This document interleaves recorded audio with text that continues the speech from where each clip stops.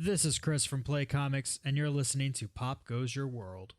If you haven't already, subscribe on iTunes. And while you're there, please leave us a rating and review.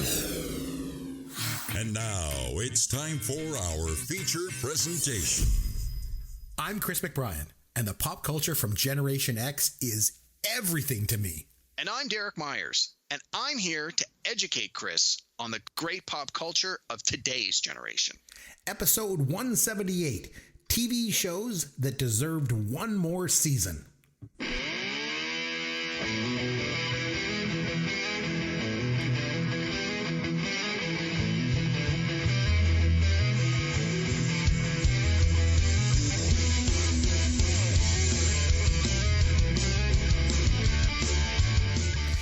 Chris McBrien along with Derek Myers, and this is Pop Goes Your World, the pop culture podcast for the generations. Derek, how are you, my friend? Doing well, Chris, as always. How are you tonight? I'm doing good. I mentioned on Twitter this week that one of my favorite things is every week getting together, talking with one of my best friends, and that's exactly what we're doing again this week. So always good to talk to you. You too, bud. Always good to hear from you. Anything new in pop culture in your world? Yeah, two things real quick. Nice. One, I had a chance to go back and watch, I don't know if we call it classic. How old does a movie have to be before you can call it classic? I don't know. Well, you know me. I mean, like, I saw a meme on Facebook or something the other day, and it was like, friends don't tell friends that 1980 was 40 years ago. I'm like, oh my God. So, I don't know. I don't know how to answer that question. What would you say? What do you think is a classic? For me, a classic is like, maybe the 70s. I guess. I don't know. Maybe the 80s, I guess now, but to me, that's all I watch. So what do I know? What would you say is a classic? Yeah, I don't know. I maybe 25, 30 years. Just kids, anyway. Kids today are like, well, it came out in 99. It's a classic. Well, okay. So that's where I'm going with this. So the movie I watched was from 1994. It was nominated for a Best Picture. It was the movie 4 Weddings and a Funeral. Oh. Did you ever see it? No, I didn't. That's, Hugh Grant or something. Yeah. I haven't seen it. Yeah. So I had seen parts of this movie. I'd never actually sat down and watched it from beginning to end. It's on cable a lot. It's been on TV a lot over the years. I mean, it's a good movie, and it's good, yeah. It is quite good. And so, I'd seen little bits and pieces. Like the movie's clear. It's called 4 Weddings and a Funeral. There's basically 5 scenes, the 4 weddings and the funeral. So I've seen the individual scenes, but I've never watched it start to finish. So it was on one of the cable networks a couple of weeks ago. I recorded it. Finally had a chance to sit down and watch it start to finish. It was great. I really enjoyed it. And I was a little surprised that I had never actually seen it start to finish. It turns out I'd never actually seen like the first 15 minutes. That was the part that was new to me. The rest of the movie, for the most part, I was like, oh yeah, okay, this makes a little more sense now that I know how the movie began. And some of the jokes sort of build on things as each wedding happens. There's certain things that are repeated. So having not seen them the first time, I didn't understand why some of the things were as funny in previous viewings. But yeah, it was good. I would recommend it for people. Again, I don't know if we can call it a classic. I don't know if it's old enough, but it certainly has the pedigree. It's got a great cast, great director, great writer, and it was nominated for Best Picture. It didn't win. But yeah, 4 Weddings and a Funeral. It was pretty good. If you haven't seen it and you're looking for an older film to watch, it's good, light fare. That's the first thing. What was the second thing that you did? Well, the second thing is a documentary, of course. For 40 days and 40 nights, he watches documentaries. He likes to learn about the world. It's Derek's Documentaries. Derek's Documentaries. You've definitely started a trend because I have a documentary for us too. Oh, wow. Okay. Cool. Well, I did last week and now I do again. So go ahead. Wow. What do you got? Okay. So this is probably one of the best documentaries I've seen in a long, long time. It's one that I think everyone will be interested in. And I think absolutely everyone listening to this podcast should search out and watch. It's called Sesame Street, 50 Years of Sunny Days. It's available on YouTube for free. It aired on, I want to say, ABC last week. And it's now available for free on YouTube. It runs 90 minutes. And it is a retrospective of Sesame Street going back over the 50. I think they're in their 51st year now, I believe. And it talks about how Sesame Street was an instrument for change, how it was groundbreaking in so many ways and continues to be, how it addressed social issues, how it's addressed all sorts of things worldwide, and it's become a worldwide cultural phenomenon. And you'd be hard pressed to find anybody, and I literally mean anybody, who is unfamiliar with Sesame Street in some way, shape, or form. And this thing is an emotional roller coaster. It's going to bring back a lot of memories, no matter how old or how young you may be when you watch this documentary. They go through the entire 50 years of the run of the show. And they do a lot of interviews with people who were performers on the show, guests on the show. They talk about a lot of the people that created the various Muppets, and they talk about so many different things about how it's been so influential and so important for the development of children and learning over the years. You're going to laugh for some parts. You're going to cry at some parts. It's super good. I can't wait to watch it again. Sesame Street, 50 Years of Sunny Days. It's available on YouTube for free. Highly recommend. Everybody goes and checks it out. So I was chuckling there when you first mentioned that, because I mentioned that I have a documentary that I want to talk about, and I'm obviously friends with you and your lovely wife on social media. And this week I noticed that your wife had posted a link and said, oh, there's this great documentary called 50 Years of Sunny Days. And so I thought, oh, that's Sesame Street. I got to check it out. So it's the same thing. It's the same one. Oh, there we you have go. the same documentary. So I saw her post that link. So just earlier tonight, I said to my son, my oldest son, he's 11.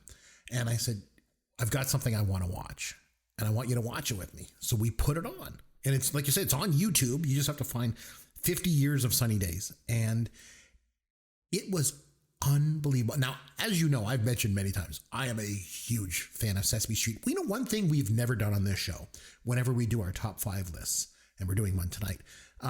Anytime that we've never done our favorite TV shows of all time. But I will tell you right now, I'm just going to, put it out there. If we ever do that as a topic, Sesame Street's probably number 1 for me. Wow. It is. I can't even explain how it's just so good. It's so good in so many ways. So we watched this tonight. And now another thing, I just kind of put everything out there and, put my heart on my sleeve, and I don't care. Everyone knows I'm a big softie. I watched it. I cried. I cried. I was crying. My wife and I are crying. Yeah. I was like, oh my God. I was just in tears watching it. It was just so good. Like what a quality show. The things they talk about, the way they addressed Mr. Hooper's death almost right up front at the beginning of the show. Like it's just so good. So good. That's so good. Like just, and the whole episode they did on divorce with Snuffleupagus, and then they didn't air the show. Like, what a great show. Oh my God. That show is so good. So yes, my documentary is the same as yours. I watched it thanks to your wife posting the link on social media. 50 Years of Sunny Days, and absolutely sunny days indeed. And the thing is, it's multi-generational, because I watched it as a kid and loved it. Like it was a part of my childhood, and I learned from watching that show, and I've passed that on to my children. And as an adult, I like it even more. I enjoy it. I'm getting more out of it as an adult, and my kids love it. And I don't know how many times in a day we reference these old 70s Sesame Street episodes. Because they're all available on YouTube. So we watch them all the time, and they love it as much as I do. And in an age where it's all about CGI and, the biggest, greatest, movies and all this special effects, this show still hits home, and it affects people on a different level. So, so good. I'm so glad you mentioned it. It was so good, man. So good. One thing though, that's not always good. Here's your dad joke of the week. All right, Derek, I got one for you. Why did the old man fall in the well? He was wishing to be younger. I have no idea. Because he didn't see that well. Oh my God. I think I got a well with your name on it, bud. He didn't see that well. He didn't see that well, Derek. Ishtar.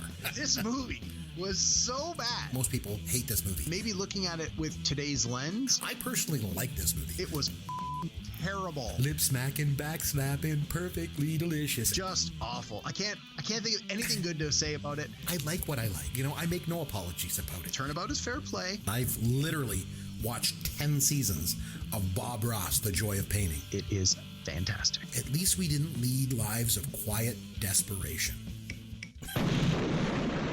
All right, buddy. I would say more than once in the history of television, a TV show has ended before it should have, you know, at least in the opinion of some people, you know. So you and I got thinking, what TV shows deserved one more season? You know, maybe they were canceled too soon or they left some loose ends. Regardless of the reason that the show ended, you know, we want to know what were the TV shows that should have had one more season. So that's the question we want to explore. So let's just dive right in. So we're going to do this as one of our typical top 5 lists. Derek, you can kick us off. What is your number 5 TV show that you think deserved one more season? Okay, so I approach this from a couple of different avenues before we jump into the list. I thought about it in a couple of ways. I was like, okay, do we want to imagine that we wish this show had one more season immediately following whatever was their last season? So let's say, this is not on my list, but let's say, for example, the original Star Trek was on my list. Am I wishing that there was another season of that original Star Trek when were they canceled? 69. So in 1970 with all that same cast just being 1 year older? Or am I looking to have that show come back for one more year, say now, in some sort of rebooted format or some sort of, you know, something like that? Maybe Star Trek's a bad example because they sort of did that. But for most of my picks, I basically wanted I wanted one more season that aired immediately after whatever we got as the last season. But I do have one that I wanted to sort of see it more in today's lens. So when we get to that, I'll talk about it a little more. The other thing is that I think a lot of the shows that became fan favorites after they were canceled, especially in today's day and age with social media, there's been a lot of groundswell, and there's been the power of the people, where if enough people express interest and the companies that own this intellectual property realize there's an opportunity to make money, they have in many cases brought back shows. Maybe like say a comedy show like Roseanne. It's 25 years later, and you just pick it up 25 years later. Everybody's older. It's sort of a next generation thing. Full House did it with Fuller House.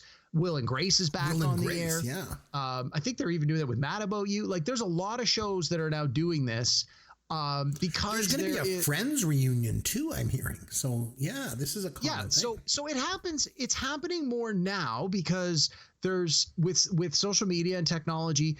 These things people can express their desire in a way that is more public than maybe they could have 30 years ago, 40 years ago, 50 years ago. And, you know, when we were younger, if a show was canceled, the show was canceled. That was it. It's done. Yeah. You want to write some letters? I mean, that again, we'll go back to Star Trek original series. That was one of the big things, right? I think they were going to cancel after the second season. And because of enough fan reaction, they got one more season out of it because of all the letters that got written in. But that was the exception rather than the norm. You just didn't see that happening that often. And then in the 90s and 2000s, you started to see this change as communication, as the world became smaller because communication tools changed. And I'm thinking like one of the shows that was a fan favorite that people felt, you know, it was a one and done was Firefly. And people were like, oh man, we really wish that had been canceled. It wasn't a huge ratings hit when it came out, but it got a lot of fan support after the fact. Well, they ultimately ended up going back and doing a movie, because they've realized there is an opportunity to tell more story with these characters, and the companies can make money and the fans will be happy. Now, whether or not they were happy with the movie, that's a whole other argument. But again, we see that happening a lot too, where instead of doing another season of a show, perhaps there's an opportunity to do a movie that tries to wrap up some loose ends. So it sort of handcuffs us a little bit with the lists, that some shows that we may have thought, hey, this would be great if it had another season. It's sort of being addressed, or it's been addressed. So I tried to stay away from anything like that on my list, simply because there has been some sort of continuation. So after all of that qualification, and the other thing, yes, we're not erasing anything that aired. If it aired, it's canon. So I talked to a few of my friends, and they said, well, you know, maybe if this show, we just forgot about the last season and we got a new version of, quote, the last season, that would have been better. And I'm like, no, that's not the premise we're working under. Yeah. We want to, this is literally just, this happens after whatever the last episode was. And so you can't erase what already happened. You can't say, oh, the last season was a dream. It's like, we want to genuinely see one more season of a show. So, Okay, now I'm ready to start. My number 5 pick yes, is Quantum Leap. Okay, So you like that show. You've mentioned this show before. So I've never seen this show. When we talked about shows that were ripe for reboot, it was on my list there too. I think it was number 5 on that list. Yeah. So Quantum Leap, for those who maybe are not as familiar, it ran 5 seasons from 1989 to 1993. They did 97 episodes. It starred Scott Bakula and Dean Stockwell. It was created by Donald P. Belisario, who has created a lot of great TV shows. I believe he did Magnum PI. I think he's a force behind the NCIS franchise. He has a lot of great shows under his belt.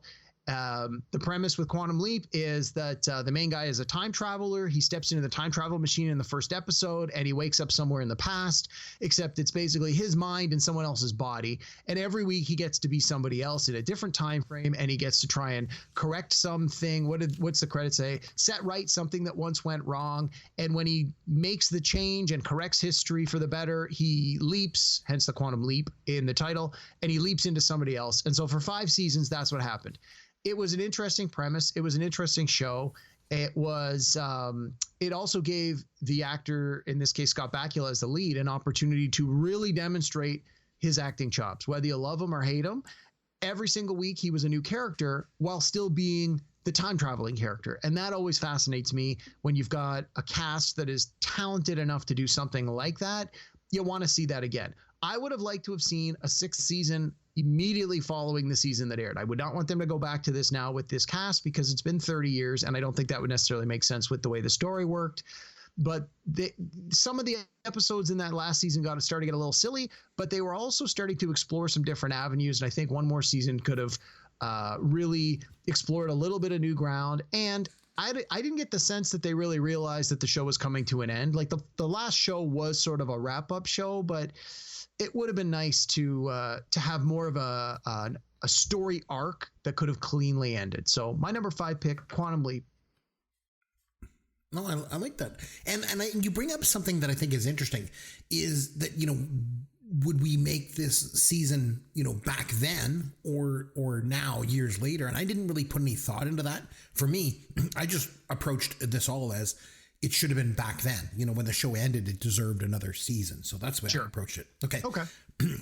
I've always liked when a show can be totally different and challenge what we expect a, quote unquote, typical TV show to be. And that was certainly the case with my number 5. And that's the 1990 to 1992 Fox series created by, produced by, and starring Chris Elliott, Get a Life. This show was weird. I mean, really weird. And it got weirder and weirder by every episode. But the 90s were all about independent films and alternative music, and stuff like that. So I feel like there was a place for this kind of show then, but it just never found an audience. And like I say, it was not your typical TV show. It's basically about this guy played by Chris Elliott. And he's just this big man child. Like, he never grows up. He's got a paper route. I was going to say, wasn't he a professional paper boy? Yes. Like, that was his grown-up job on a bike. I seem to remember that as part of the premise. He's got a paper route. He lives with his parents, and they were played by Eleanor Donahue from the old Andy Griffith Show and Father Knows Best, and his real-life dad, Bob Elliott, from the old duo Bob and Ray. My parents took me to see Bob and Ray do their show live when I was a kid. I always remember that. But anyway, so Get a Life, it was this weird show. And the main character, Chris Elliott, even died more than once. I remember there was an episode where there was this like eye in the side of his stomach. And him and Brian Doyle Murray, I remember they lost like all the use of their muscles, and they were just like laying there on the ground. And one time this alien came down, and it had this ooze coming out of it, and then they drank the ooze. Like, I know it's like the weirdest TV show in history, and it really was. But it was totally original. It was completely different. And I think the world needs more of that sometimes. It definitely did back in the 90s, and this show should have got one more season. So Get a Life with Chris Elliott. On to your number 4. All right. Definitely not a pick. If there had been any handicapping on betting this episode, that would not have even made I would never have imagined it. I always had a soft spot for that show for some reason. I don't know why. All right. Fair enough. Okay. All right. number 4 for me is probably something that would be on just about everybody's lists. It's Freaks and Geeks. It ran for one season from 99 to 2000. They did 18 episodes. This one starred Linda Cardinelli, Busy Phillips, James Franco, Seth Rogen, Jason Segel, and even Joe Flaherty as the father. Yes. It was executive producer was Judd Apatow. So like you hear this on paper now and you think like, oh my God, this show sounds like it was the greatest thing ever. And looking back and rewatching it, it was quite good, but it was sort of came out at a time when they really had a hard time finding an audience. And I guess the studios didn't really have faith in the show. They didn't feel that there was enough financial incentive to carry it through for a second season. And this is one of those shows that when this question comes up and you ask people, especially people that are sort of our age or around our age, maybe even just a tiny bit younger, what's a show that you think got canceled too soon? Freaks and Geeks, one and done. Like it's one of these ones where people look back on it as sort of a groundbreaking kind of show, just for the way that the characters interacted with each other, the way the stories are presented, and it's one of those ones that if you haven't seen Freaks and Geeks, I'm positive you can find it on one of the streaming services. It's 18 30-minute episodes. It's great. It still holds up. And the performances are great, and this is just this slice of life. It's the family, it's basically it's like it's a sitcom, right? It's the brother and sister. The young brother's nerdy, and so it's about him and his nerdy friends, and the sister is like an elite student who in the first episode decides that this year in high school she's going to like hang out with the cool kids, and I think they refer to them as burnouts. And so it's just this sort of coming of age story about the two teenage kids and how the family revolves around it and all their friends. And it's quite good. It's very strong. It really holds up. Freaks and Geeks. I would love to have seen, like so many other people, I think, a second, third, fourth, fifth, sixth season. Now, in all fairness, a lot of these people went on to other great things that they probably, well, I don't want to say probably, but they may not have had an opportunity, like because they were not doing this show, they had to find other things, and some of them really blossomed. So had this show continued for 2 or 3 seasons, we might have been denied some of the things that they went on to do, but it's the road not taken. We don't know. I would love to have seen a second season. Freaks and Geeks, my number 4. Great pick. Love that pick. Okay, my number 4. I'm going to go with Kim's Convenience. So this show began as a play in the Toronto Fringe Festival back in 2011. And then it did a run at the Soul Pepper Theatre in Toronto. It was very successful there. And then it toured the country. And then finally, it got developed into a half-hour television series. And it was pretty popular when it first ran on CBC. But then it got picked up by Netflix, and the show just took off. It gained worldwide popularity. The writing, the acting, just top-notch. Derek, it features your good friend, Paul Sun-Young Lee. And it was the first TV show in Canada to feature an all-Asian cast. There was a TV show starring Margaret Cho in the United States back in 1994 that featured an all-Asian cast. It was called All American Girl. But that show, it was really heavy with stereotypes. But one of the things that made Kim's Convenience so good is the fact that it doesn't lean on the stereotypes and make things sort of cartoony.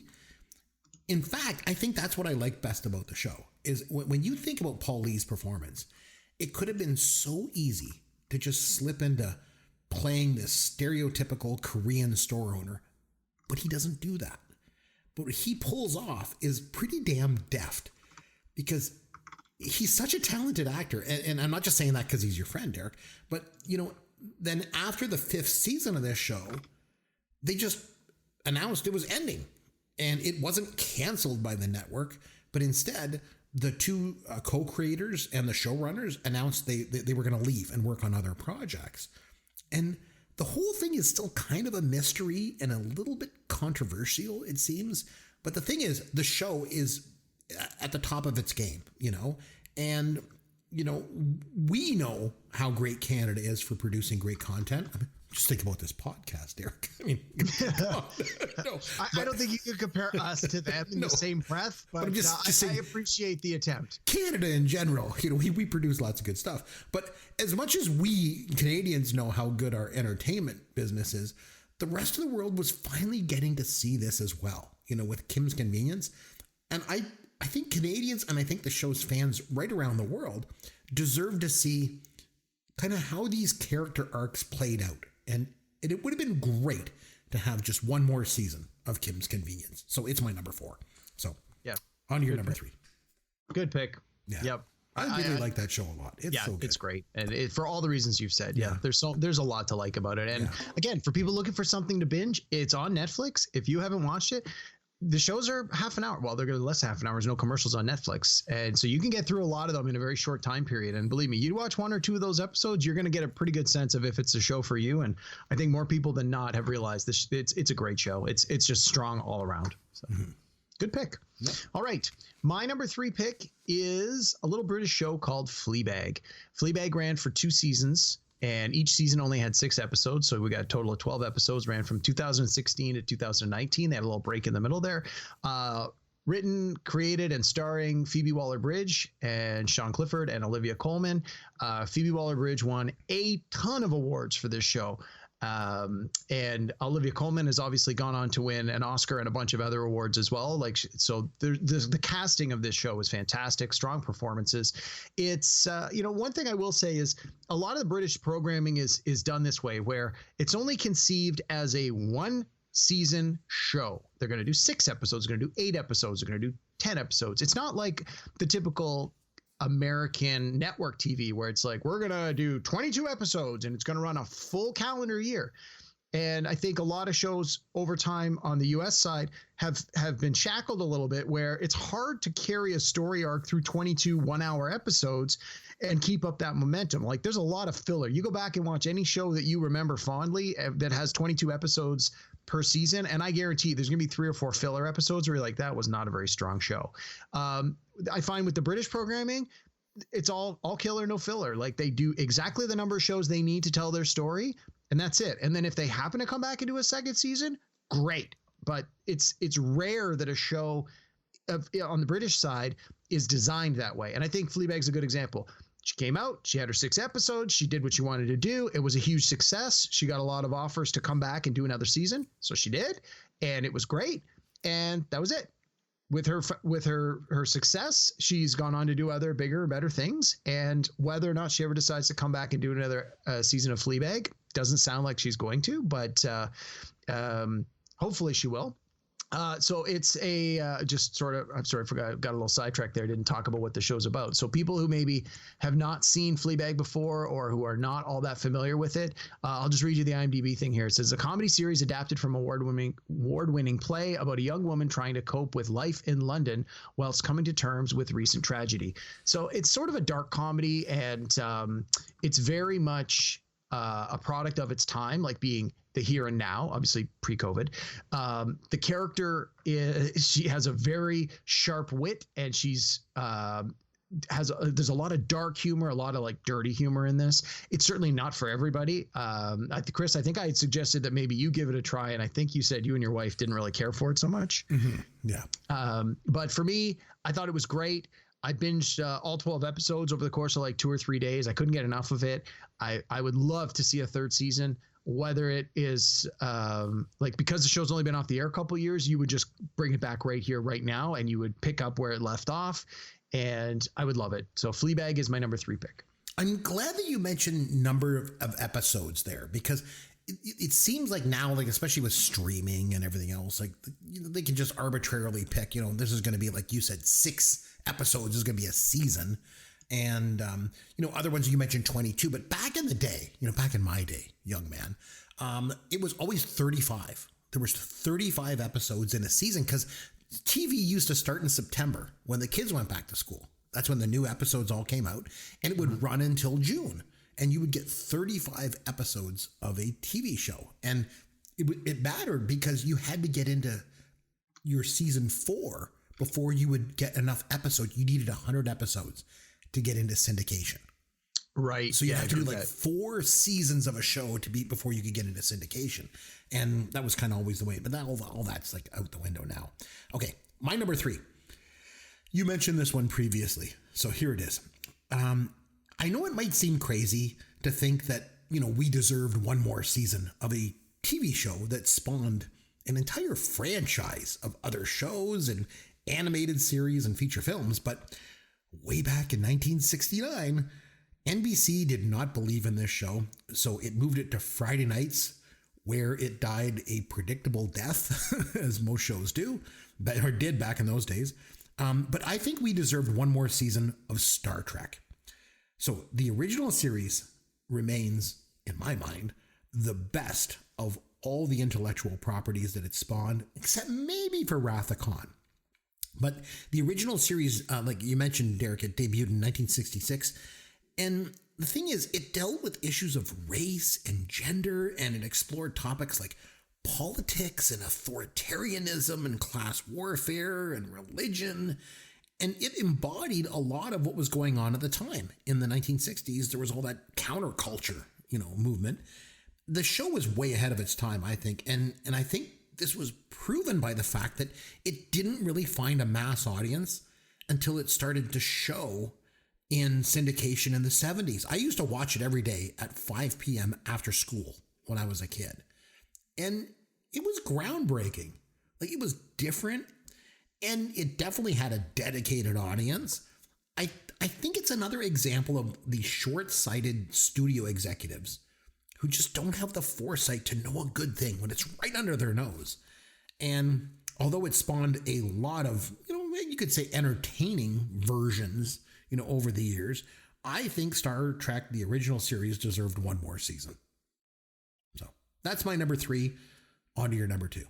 That's a good pick. Sorry, I didn't again, as we don't share our lists with each other ahead of time. Nope. So I'm sorry for stepping on your toes. I had no idea it was on your list. And again, it wasn't one that I expected you to put on your list, simply because it came back in so many iterations, and their cast got movies. Like, there were movies featuring, William Shatner as Captain Kirk. So, but I totally understand what you're saying. And hey, I agree with that pick. That's something I would have loved to have seen as well.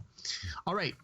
My number 2 pick. So this is the first one where I don't want to see more episodes immediately after the show ended. I want to see new episodes now.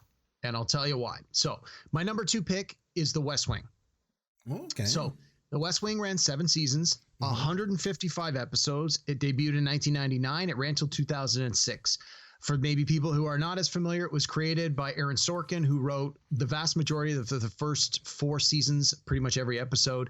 Stars a phenomenal cast: Allison Janney, Martin Sheen, Bradley Whitford, Rob Lowe, Elizabeth Moss. Like, this is a who's who of performers from that time period. And some of these people are have gone on to even more success. I mean, Allison Janney has since won an Oscar and a bunch of Emmys. Elizabeth Moss is in The Handmaid's Tale and has had a fantastic career. And I mean, Martin Sheen was already Martin Sheen before he even got to this. So this was a strong show when it came out. It won the Emmy for Best Show. The first 4 years it was nominated. Like, there are so many good things to say about The West Wing. Whether you agreed with the politics it displayed or not, it was quality entertainment. At the end of this 7th season, the last 2 seasons of the show were about the campaign for the next president. Because, as we all know, presidents have term limits. And so basically the end of the last season was when the new president had won the election and was coming into office. I wasn't really interested in seeing that cast just repeat the same thing I had seen, the previous 4 or 5 years, because the new president in the show wasn't all that different than the one we had had before. And that's fine. I mean, from a entertainment point of view, great. What I would be interested in seeing now is a version of The West Wing set in today's political climate. I want to see somebody like Aaron Sorkin, maybe even Aaron Sorkin, give us that take. Someone who can view the political landscape and comment on it and create entertainment that has a message, but presents it in an interesting way, and bring about a cast of people that are, I don't know if you can get a cast that was as talented as this one, but try to put together a cast that's as talented as this cast was, but do it today. Again, I don't want to see an old Bradley Whitford and old Rob Lowe and old Martin Sheen reprising their roles. They've had their chance and they did a great job.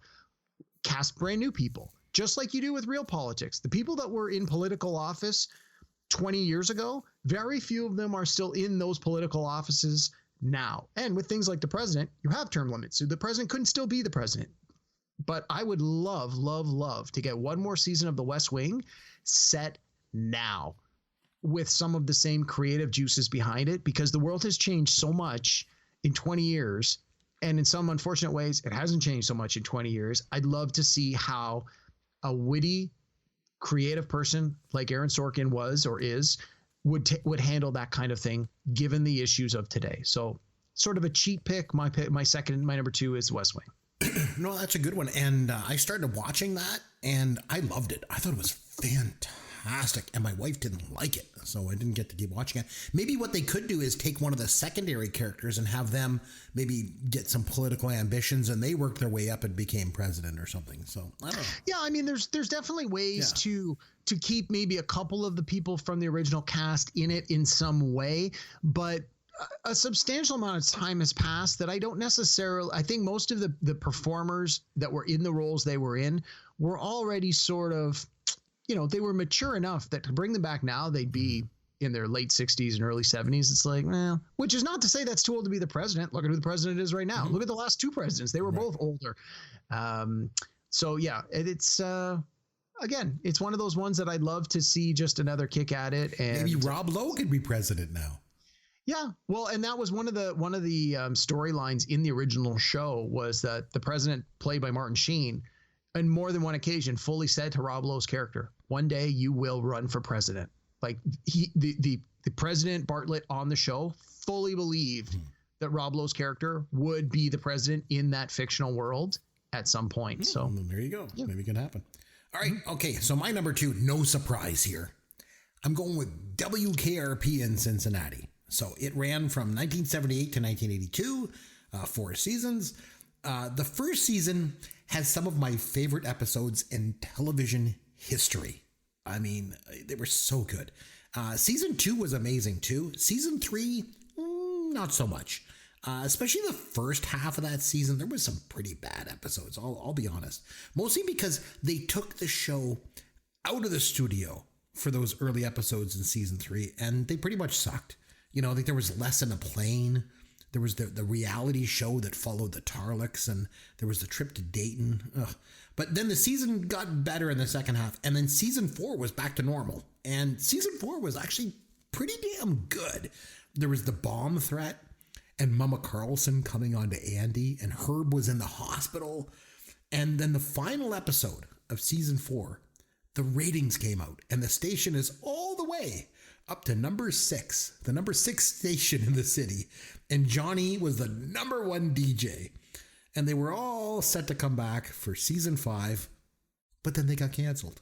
It never happened. And I think like a lot of great shows, the studio just didn't know what to do with this show.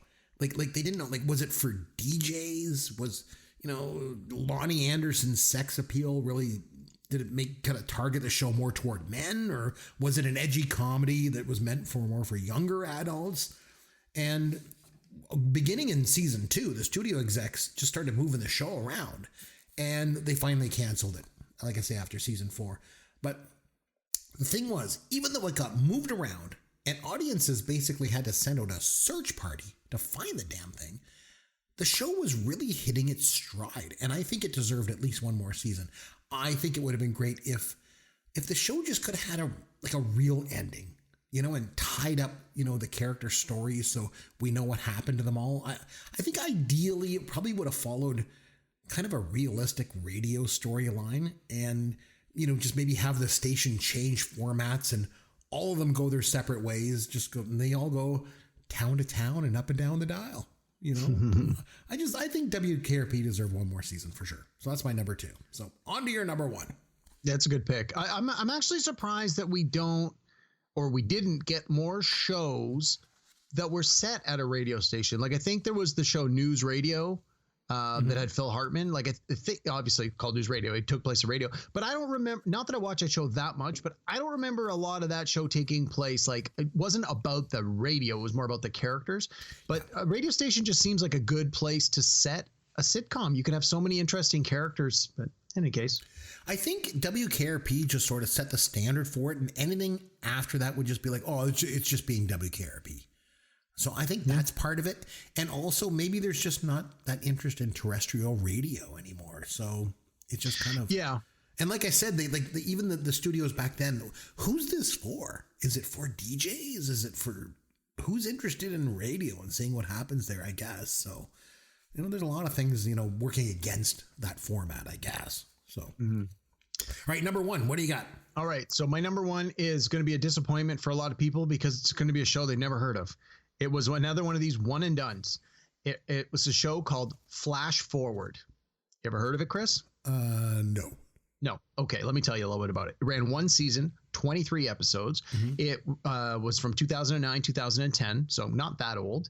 Had a pretty reasonable cast. Starred people like Courtney B. Vance, Joseph Fiennes, John Cho, Dominic Monaghan. It was created for TV by Brandon Braga and David S. Goyer. The first guy is responsible for most of Star Trek The Next Generation and most of the spinoffs that came from Star Trek after that. And David S. Goyer is writing partner with Christopher Nolan. He wrote all the new Batman films featuring Christian Bale. And if you look up his IMDb, he's got a ton of phenomenal movie writing credits. So these are two guys that really knew what they were talking about. It's based loosely based on a novel also called Flash Forward by Canadian author Robert J. Sawyer. When I heard this show was coming out and I heard about the premise, I thought, oh, that sounds kind of neat. So I actually went out and read the novel before the show premiered. And I was a little disappointed that it changed some of the premise, but I could totally understand why. So this is what this show is about. Again, both the book and the show, same idea.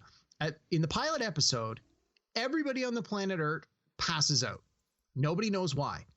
And they all see something that happens to them in their future.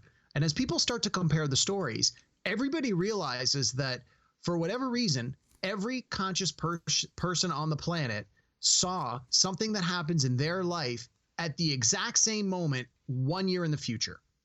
And they're able to figure out that it was like from this time to this time, that's what you saw. So for some people, it was boring. They were driving their car or they were reading a book or they were watching a television program.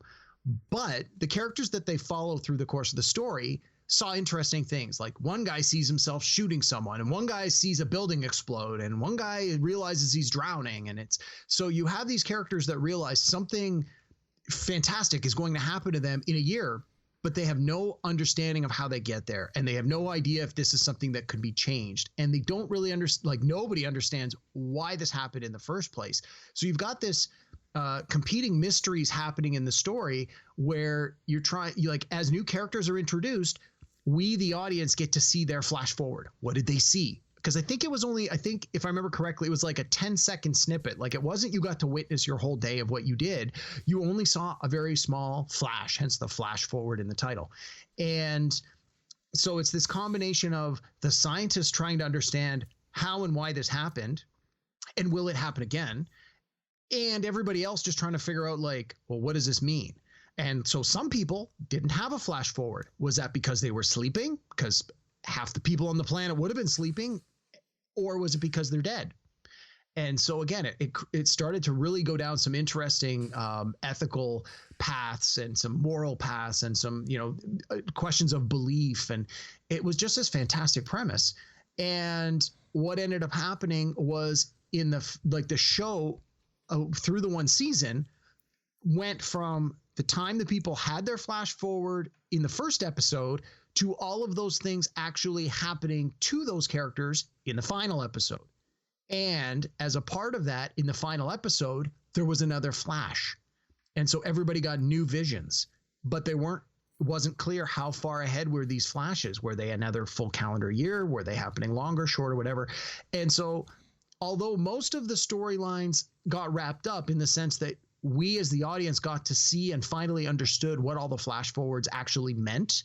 And you got to understand, oh, well, that's why that person was in that circumstance, or, oh, that's how come that person was doing that thing, or, oh, well, geez, that's why that person didn't have a flash forward. They were actually dead, or, oh no, they were just sleeping. And so there was some satisfaction with that part of the show.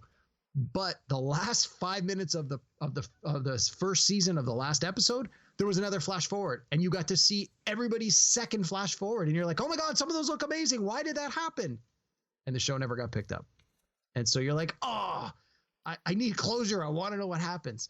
And so again, it wasn't a huge ratings hit, but it's one of those shows where if you were into it, and I was really into it, I was so disappointed that we never got a second season. So that is my number one pick for what I would most have loved to have seen another season is Flash Forward. And just a note for the novel, in the novel, the characters had a flash forward that was 20 years ahead. And so, although a lot of the characters in the show were based on characters in the novel, that was the biggest deviation from the book to the show. The book is still excellent, and I strongly recommend it. But the show took on its own life. It was super good. So my number one pick for what I would absolutely have loved to see in a second season, Flash Forward. Flash forward. Well, that's what this podcast is all about. Mentioning things. We like what we like. So that's what it is. Okay, so my number one. We've mentioned this show several times on the podcast, and in fact, it was your number 4, and it's my number 1. So I believe that this show didn't just deserve one more season. I think it deserves several, and I'm gonna stand by my argument that this is one of the top 10 TV shows in the history of television. I really think it was that good, and that is the aforementioned 1999 seminal show, Freaks and Geeks. And I say seminal because, as you mentioned, Derek, it launched the careers of people like Seth Rogen and James Franco and Jason Segel and Busy Phillips and Linda Cardellini. And it also featured Tom Wilson. He was Biff, from Back to the Future. And fellow Canadian Joe Flaherty. I'm glad you mentioned him because, he's great. And maybe for me, it helps that I went to high school, around the time that this TV show was set. But even if you didn't go to school back in the 80s, whenever you went to high school, this show has something for you. It is the single most realistic portrayal of teenagers, I think, in high school, outside of maybe John Hughes movies. The show was co-created and executive produced by Judd Apatow, and it just comes across as just so realistic. Whether you were a geek like me and Derek, or if you were a freak, like the stoners and the rockers on the show, or even if you just knew people who were part of, these social groups, you can just, you get how realistic that this show is. And the thing is, it tackled, some tough issues like transgender teens. And this was at a time when people didn't really talk about that sort of thing. And it showed how much you can get pulled into one group or the other. And it really kind of spoke to the fact that when you're a teenager, you just want to fit in, that's it. And Lindsay goes from being a mathlete to joining the rockers because she's trying to figure out who she is. That's sort of the crux of the whole story. And she's trying to come to grips with her identity. And there's a time in people's lives when peer pressure is everything. And the thing is, all of this happened in a span of 18 episodes, like you mentioned, Derek. And the thing is, the show just couldn't find an audience and it got canceled. And it's just too bad. The show was amazing. If you have not seen this show, you've obviously heard about it. We talk about it. But you've heard about it because it is an outstanding show. So I think you really need to go check it out. I think it's still on Netflix, if I'm not mistaken. So go and check it out there. It's just Freaks and Geeks. It's just it definitely deserved another season. It was just, oh man, so good. Anyway, so that's our top 5 list. So time now to have some Fun with Caveman. All right, Derek. We've mentioned before here on the podcast the fact that you enjoy a little bit of gambling, Yeah, that's putting it mildly. Sure. So, and part of I've been known to place a bet or two in my day. Yeah. And as you know, part of gambling involves picking the over-under on things. So since we're talking about that's my favorite sports bet is the over and under. I know you like this. So I love the over and under. We're talking about TV shows that deserved another season this week, obviously. So I thought we'd do a little over-under game on the number of seasons that some different TV shows actually ran. Oh, okay. Good. So here's how it works. See where this goes. Really easy. Straightforward. It's 50-50, right? So you're going to kill it, right? So I'm going to give you a TV series and I'm going to give you the over-under on how many seasons that it ran in total. All you got to do is just pick the over or the under. Okay, got it? Okay. Yep. Super easy. I'm going to also use half numbers. Absolutely. You've got to. No pushes here. You need a definitive answer. Pushes suck. They're dumb. Okay, so here we go. Cheers. The over-under, 10.5. So before you say the number, in my mind, I'm thinking, how many? I'm like, I was like, I think Cheers ran about 9 or 10 seasons. So you said 10.5 is the over and under. I'm going to take the under. No, it's the over. It ran 11 seasons. Oh, I was From close. 82 to 93. Okay, MASH. The over under 12.5. Wow. I'm thinking 7. Geez. No, I'm going to take the under on that too. That seems really high. Yes, it ran 11 seasons though, from 72 to Jeez. 83. Okay, The Cosby Show. The Cosby Show, the over-under I'll give you is 8.5. I was just going to say, I think it's 8. I'm going to go with 8. So I'll say under. 84 to 92, it ran 8 seasons. Yeah. You are correct. Okay, So Saturday it's always night. easier to make the bet when you know the answer. Yeah. Saturday Night Live, SNL. Over-under 45.5 years. I think it's as old as I am, so I'm going to say over. Currently in its 46th season. It debuted back on October the 11th, 1975, Derek. Yeah. Okay, Who's the Boss? Over under 8.5. My guess would be 10, so I'm going to say over. Oh, it was the under. It was 8 seasons from 84 to 92. Okay. Now, I know there's been something like 5 different specialized versions of this show, but okay, I'm looking for the original series here, and that's Law and Order. Over under 18.5. Oh, no, definitely over. Yeah, 20 years it was on. Yeah, I was going to say 20 would have been my guess. Yeah, 1990 to 2010. Okay, it's Urkel time. Family Matters. Over under 7.5. I don't know. Never watched a show. Let's go with over. See, it's 50-50. You're going to get these. It was 9 seasons that it ran. Wow. 89 to 98. Okay, Night Court. The over under on Night Court, 9.5. My guess would have been 9, so I'm going to go with the under. It was 9 seasons. You're correct. Yeah, I was pretty sure. Okay. Yeah. Now, we mentioned Bronson Pinchot recently on the podcast. Oh, we talked about Bartakamoose. Yeah, we talked about Beverly Hills Cop. We talked about True Romance. And he was in Perfect Strangers on TV. So Perfect Strangers, over under 7.5. What do you think? Wow. I wouldn't have thought it was anywhere close to that number, but let's go with the under. 8 seasons, 86 to 93. That is incredible. I know. Okay, Alf. The over under is 4.5. No, I think that was more. I'm going to go with the over. Oh, it was only 4 seasons. Just 4 seasons, 86 to 1990. I'm sorry. So you did pretty good on that, but as it just goes to show that the over under is not as easy as you think. No. That's why I'm not a rich man. Yeah, there you go. So, okay, next week, Derek, we're going to be reviewing a movie once again, and it's over to you to nominate a film. So what movie do you want us to watch and review? So I figure I've been pretty fortunate that you've enjoyed a lot of my picks recently. So I want to pad my numbers a little bit. I figure I'm going to go with something that I'm pretty sure you're going to enjoy because it was a pretty good, well-received movie. I'm going to get you to watch The Departed from 2006. Directed by Martin Scorsese. It's got a huge cast of who's who: Leonardo DiCaprio, Matt Damon, Jack Nicholson, Mark Wahlberg, the aforementioned Martin Sheen. It's got a huge cast.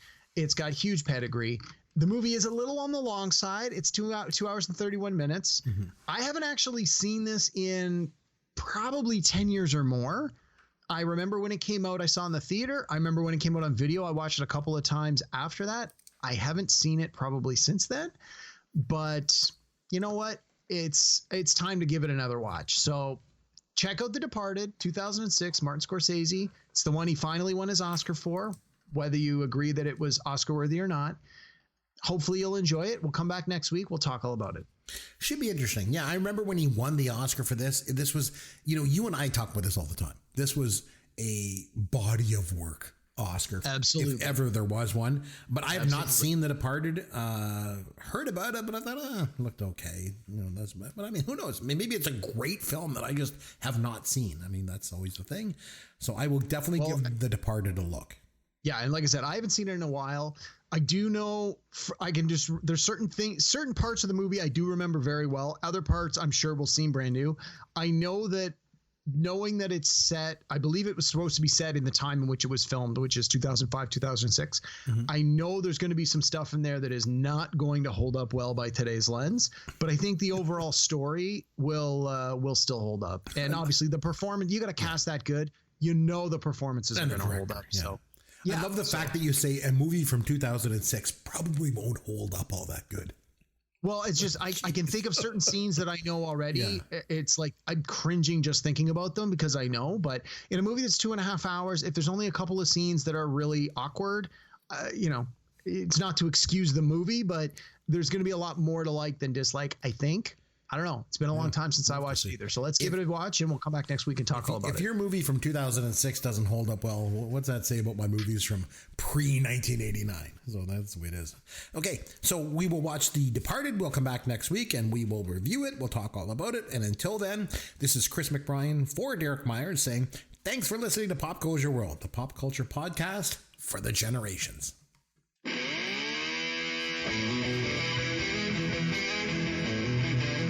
Thanks for listening to Pop Goes Your World. You can contact Chris and Derek at popgoesyourworld.com. Please take a minute and review the podcast on iTunes or wherever you download and listen to the show.